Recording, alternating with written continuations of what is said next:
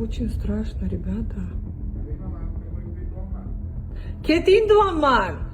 Kecha tunda Munisa Rizayevaning singlisini uyiga notanish erkak guldasta ko'tarib keldi. Karima Rizayevaning aytishicha, erkak o'zini g'alati tutib, guldastani shaxsan o'zi topshirishga qat'iy turib olgan. Bloger eshikni ochishdan bosh tortgan va voqeani kameraga yozib olgan. Shundan so'ng u militsiyaga murojaat qilgan. Erkak tezda qo'lga olindi. Aniqlanishicha, guldastali erkak ilgari giyohvand moddalar, bosqinchilik va o'g'rilik kabi bir qator jinoyatlar uchun javobgarlikka tortilgan. Karima Rizayeva hodisaga keskin fikr bildirib, bu e'tibor belgisi emas, balki shaxsiy xavfsizlikka tahdid ekanligini qayd etdi.